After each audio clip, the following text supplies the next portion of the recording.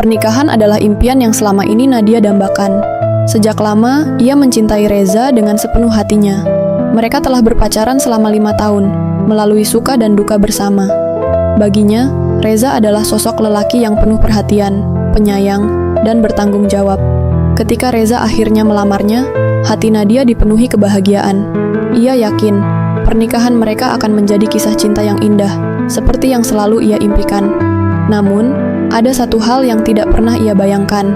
Nadia tidak tahu bahwa menikahi Reza berarti juga harus hidup di bawah bayang-bayang ibu mertuanya, Bu Sari, seorang wanita yang tidak hanya galak, tetapi juga pelit dan penuh aturan.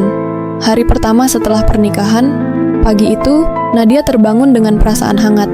Sinar matahari masuk melalui jendela kamar yang masih asing baginya. Ia menoleh ke samping, melihat suaminya masih tertidur lelap. Hatinya terasa penuh cinta. Dengan semangat, ia bangun lebih awal, berniat membantu mertuanya di dapur. Sebagai menantu baru, ia ingin menunjukkan bahwa ia bisa menjadi istri yang baik. Namun, begitu ia masuk ke dapur, ia langsung disambut tatapan dingin dari Bu Sari. "Kamu mau apa?" Suara mertuanya terdengar tajam. Nadia tersenyum sopan.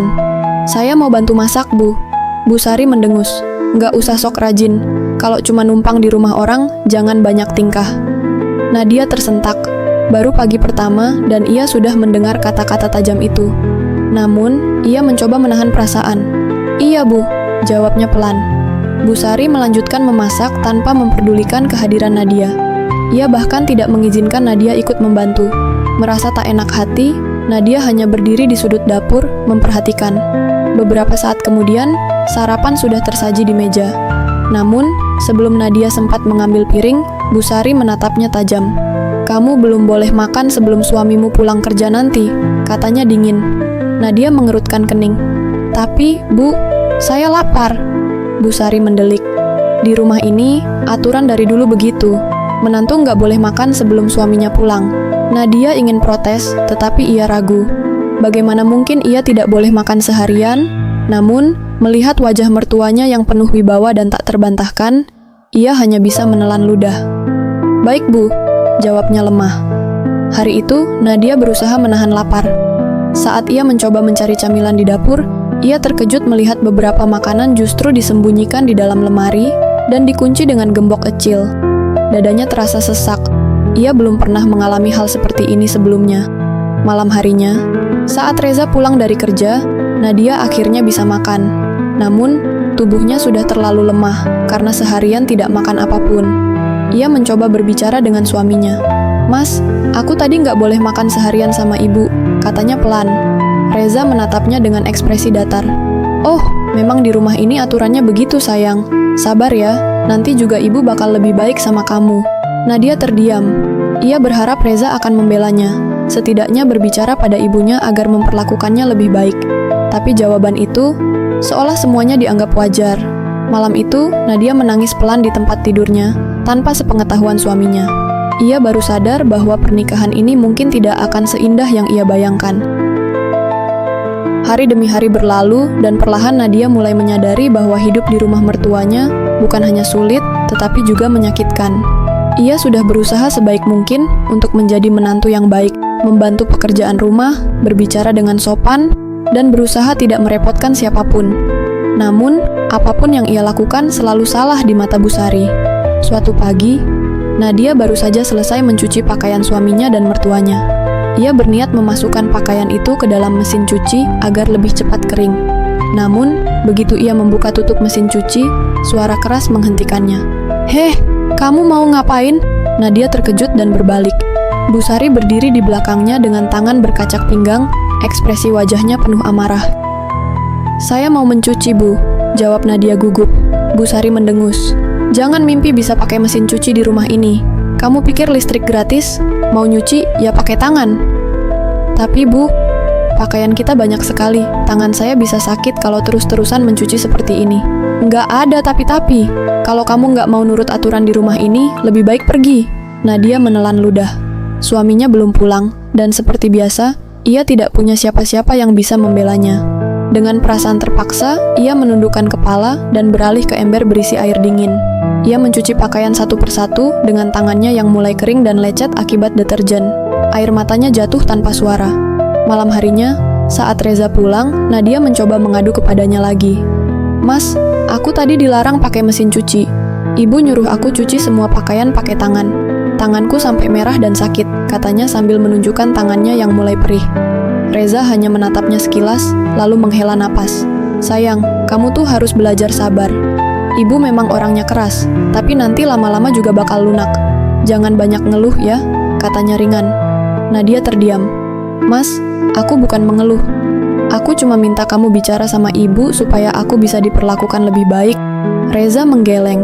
"Aku nggak mau bikin masalah sama ibu, sayang. Dia yang punya rumah ini, kita harus ikut aturan dia." Hati Nadia terasa seperti diremas. Jadi, suaminya memang tidak akan membelanya. Ia menatap suaminya dengan mata berkaca-kaca, tetapi Reza malah kembali sibuk dengan ponselnya, seolah tidak peduli dengan perasaannya. Hari-hari berlalu, Nadia semakin terjebak dalam kehidupan yang penuh tekanan.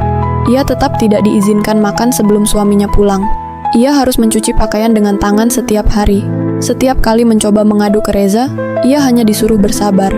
Bu Sari bahkan mulai lebih sering menyindirnya di depan orang lain, menganggapnya menantu pemalas. Setiap malam, Nadia menangis dalam diam. Ia mencintai Reza, tetapi ia juga merasa semakin hancur setiap hari.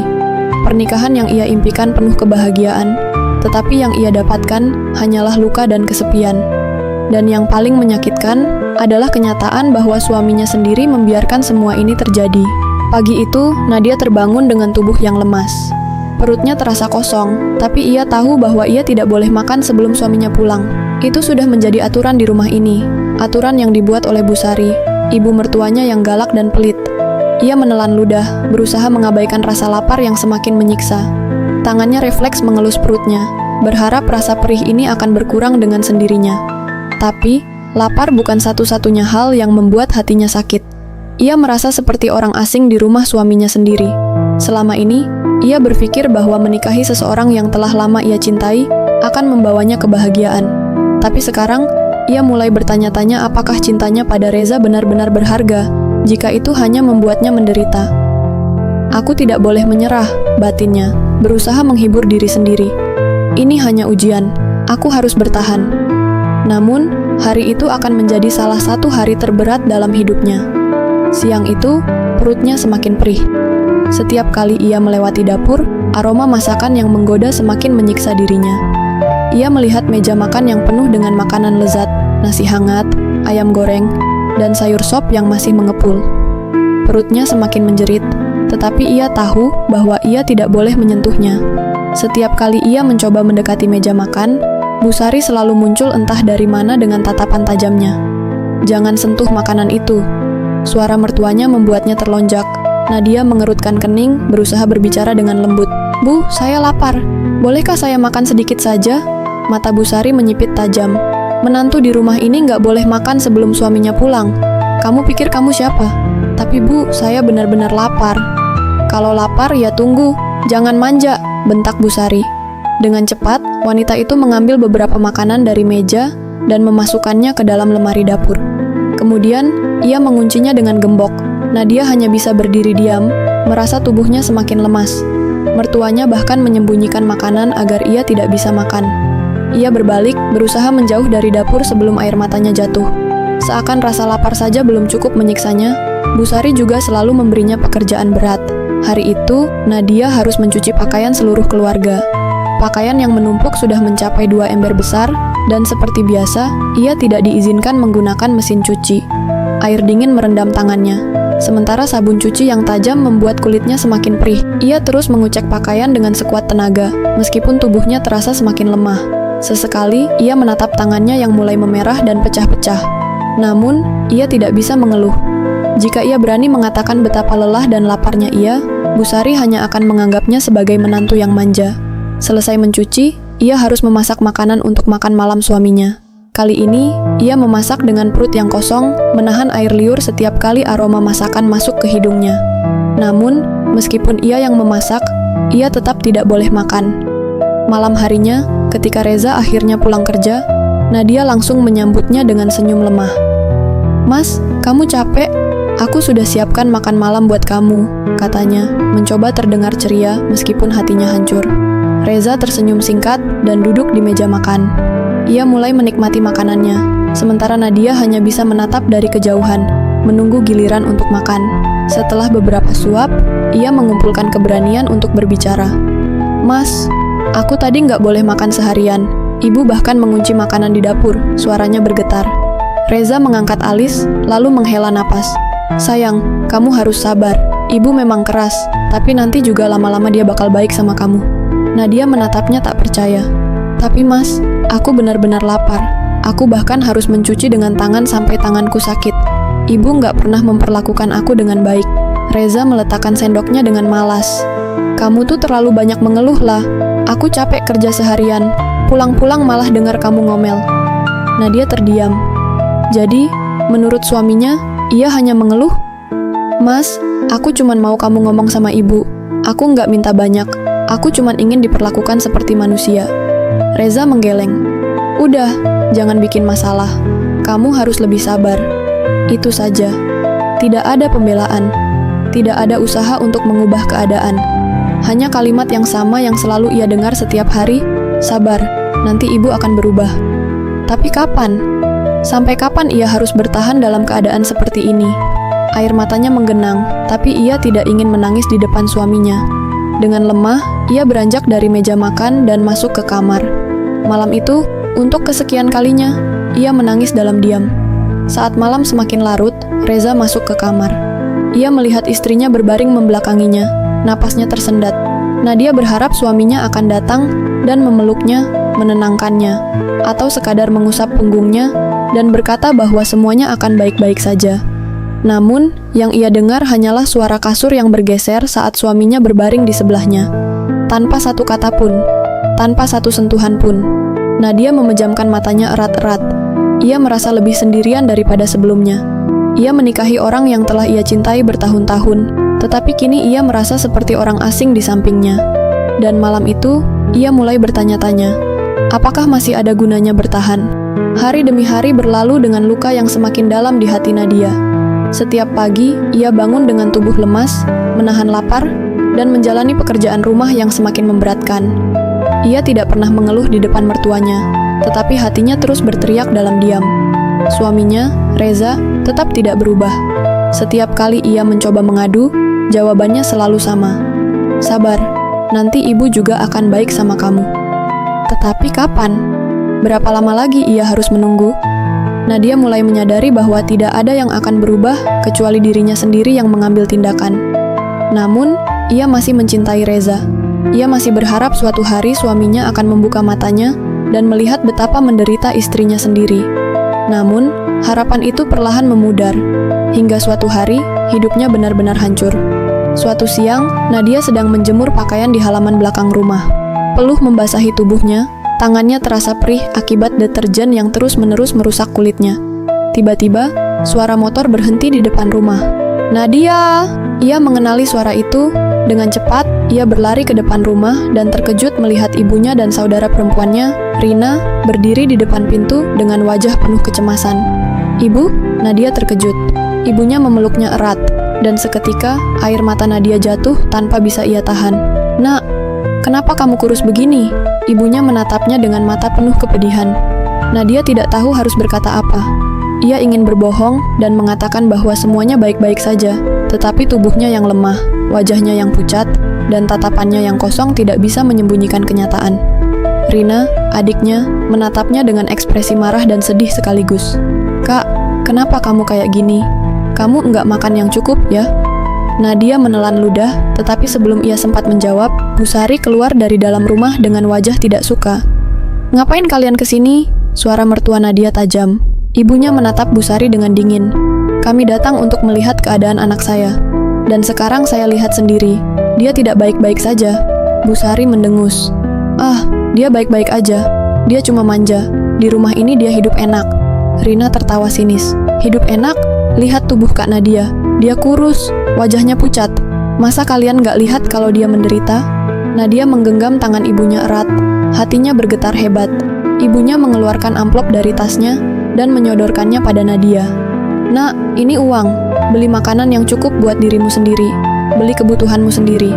Ibu nggak mau kamu tersiksa di sini." Nadia terkejut. Ia menolak dengan pelan. Bu, aku nggak mau nyusahin ibu. Ini bukan soal nyusahin atau enggak. Ini soal kamu bisa bertahan atau tidak. Suara ibunya bergetar. Akhirnya, Nadia menerima amplop itu dengan tangan gemetar. Namun, ia tidak tahu bahwa keputusannya itu akan membawa bencana. Setelah ibunya dan adiknya pulang, suasana rumah menjadi tegang. Bu Sari langsung menatap Nadia dengan tatapan tajam, penuh amarah yang tertahan. Kamu menjelek-jelekan keluarga kami ke orang tuamu, ya? Suara Bu Sari meledak. Nadia tersentak. Saya nggak bilang apa-apa, Bu. Mereka datang sendiri karena khawatir. Bu Sari mendekat, matanya menyala penuh kemarahan. Jadi kamu bilang aku menyiksa kamu? Kamu mau bikin malu keluarga ini? Tidak, Bu. Saya sama sekali nggak bilang begitu. Suara Nadia mulai bergetar. Terus kenapa mereka kasih kamu uang? Mau ngajarin kamu jadi istri yang nggak tahu diri, ya? Bu, tolong jangan salah paham. Diam! Tangan Bu Sari terangkat seakan ingin menampar Nadia, tetapi sebelum itu terjadi, suara pintu depan terbuka. Reza pulang. Nadia menghela napas lega, berharap suaminya akan membelanya. Namun, harapan itu kembali hancur saat suaminya malah berkata, "Ibu, tenang dulu, jangan emosi." Bu Sari menoleh ke anaknya dengan wajah merah padam. "Kamu juga nggak bisa didik istrimu, Reza. Dia udah bikin kita malu, dia harus pergi dari rumah ini." Nadia menoleh pada suaminya dengan mata penuh harap. "Mas, aku diusir? Mas nggak mau bilang sesuatu?" Reza menatapnya, tetapi ekspresinya tetap datar seperti biasa. "Lah, kamu tuh terlalu sensitif. Udahlah, jangan bikin ribut. Kalau ibu udah bilang begitu, ya kamu ikut aja dulu." Dunia Nadia seakan runtuh. "Jadi mas nggak akan membelaku?" Suaranya terdengar patah. Reza menghela napas. "Udah, nggak usah drama lah. Coba kamu sabar, nanti ibu juga bakal maafin kamu." "Sabar? Maaf? Setelah semua ini? Setelah ia diperlakukan seperti budak, dibiarkan kelaparan, dihina, dan sekarang diusir dari rumahnya sendiri?" Air matanya jatuh. Ia menatap suaminya untuk terakhir kalinya dan menyadari satu hal. Reza tidak akan pernah memilihnya. Dengan langkah gemetar, ia mengambil tas kecil yang berisi beberapa baju dan uang dari ibunya. Itu saja yang ia punya sekarang. Ia melangkah keluar rumah, meninggalkan suaminya dan mertuanya, tanpa seorang pun berusaha menghentikannya. Begitu ia keluar dari pagar, hujan turun dengan deras. Tubuhnya langsung basah kuyup dalam hitungan detik, tetapi ia tidak peduli. Ia berjalan tanpa tujuan, membiarkan air hujan menyamarkan air matanya yang terus mengalir. Hatinya hancur. Pernikahan yang ia impikan penuh kebahagiaan ternyata hanya membawa penderitaan. Suami yang ia cintai ternyata hanya seorang pengecut yang tidak pernah membelanya. Saat ia menatap langit yang kelam, dadanya terasa sesak. Ia sudah menyerahkan segalanya untuk pria itu, tetapi pada akhirnya ia tetap sendirian.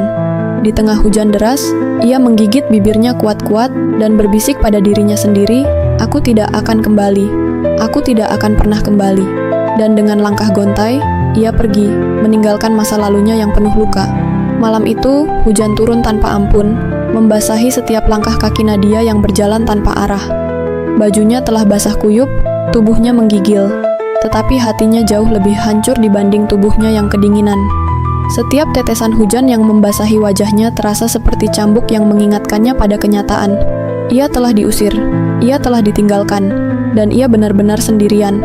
Kakinya terus melangkah, tanpa tahu kemana harus pergi. Pulang ke rumah orang tuanya, ia tahu ibunya akan menerimanya dengan tangan terbuka, tetapi ia merasa malu. Ia merasa gagal. Pernikahan yang dulu ia banggakan, yang dulu ia impikan akan penuh kebahagiaan, kini hanya menyisakan luka. Ia berhenti di sebuah halte kecil di pinggir jalan.